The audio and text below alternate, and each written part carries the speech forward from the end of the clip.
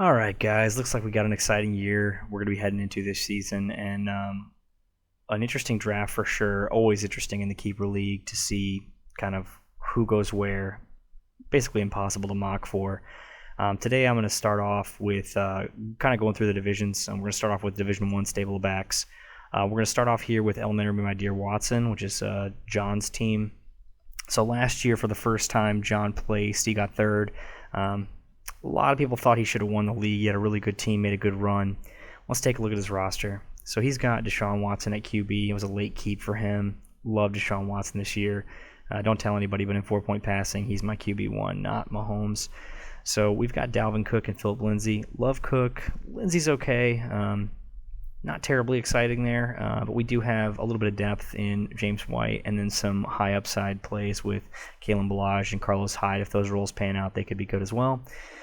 At wide receiver, we're pretty strong. We got Adams, who didn't have an amazing showing against the Bears, but I mean, that's week one against the Bears. We got Mike Williams. We got Larry Fitzgerald. Got some other guys on the bench too. Marquise Brown could be good. Might be a good keep. Will Fuller. Don't love the QB on the bench here. When you got somebody as good as Watson, I just basically don't want to roster another QB. But aside from that, I don't have many complaints about this team. Jared Cook, the safest non-exciting tight end in fantasy. Great kicker in Justin Tucker. Good defense in the Chargers. John's also been kind of an up-and-comer. He's been getting better every year, I feel like, and this is a year where he could have a chance, though he is in a tough division, as we'll see. The other two teams in this division are pretty nasty, and they're probably the two most successful teams in the whole league. So if we take a look at the next team, out of luck, this is Richard's team. Richard is probably the second most successful manager in this league with 3 second-place finishes and a first-place finish. Just really, really strong. Another late keep with Carson Wentz here. And he also had snagged James Conner, and I think the 13th round last season. Just that's going to pay dividends probably. Picked Saquon Barkley as he was picking, I believe, first overall. And pretty good receivers. Brandon Cooks, Josh Gordon's a nice upside. Kirk's nice upside. If he's got a weakness, it's going to be receiver because he's got Carry on the bench. His running backs are easily the best in the league. He did grab Hunter Henry, which in my mind it's important to have one of those top 6 guys, and Hunter Henry's right at the tail end of that. So pretty excited for him this season. Jacksonville and Butker. So he's got some good kicker and defense as well. Looks like a pretty balanced roster overall. And again, he's just one of the owners that regularly does well, so he's going to be tough competition. It's going to be interesting between him and John and this next team that looks kind of ridiculous, totally stacked on the front end here. This is the Dillon Panthers. This is Josh Wood's team.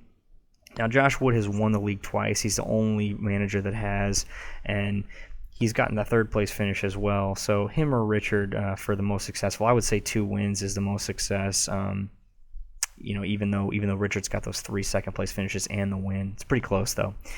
So I would say that this starting roster here is the best in the league by a lot. But the only issue is the bench looks soft. The bench does not look exciting. It looks like a bench that's going to get pounded on. If he has some injuries, he's going to be in trouble. So let's take a look real quick. We got Goff at quarterback. Wisely didn't select another. It's probably not necessary. We got Bell and Chubb. All right, so those are some sweet running backs right there to start with. But he doesn't have any depth. Okay, no more good running backs on the bench. Peyton Barber, next man up. I mean, Ito Smith and Jalen Samuels, we're talking about needing injuries to be good here. So let's take a look at the wide receivers. Michael Thomas and freaking Odell Beckham and Julian Edelman. This is nonsense wide receiver land in the 12-man league like this, especially a keeper draft like this where the guys are pushed down. This is just crazy. These wide receivers are ridiculous. Cap it off with George Kittle, top 3 tight end. I mean, that's just gross. Don't love the bench really. I mean, these guys are okay, but no one's exciting here.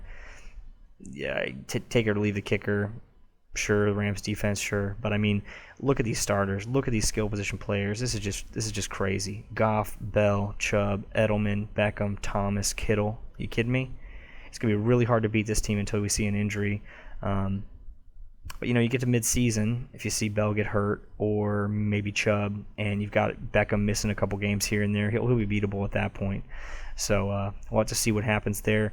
If I'm going to make a pick to win this division, I'm probably going to pick the Dillon Panthers just because the team is so stacked before injuries. If he gets even an injury to one of those great offensive threats, I like both these other two teams here to have a good shot. This is definitely the toughest division, definitely going to be the strongest division in this league, I think, especially considering what we're going to be coming into next here.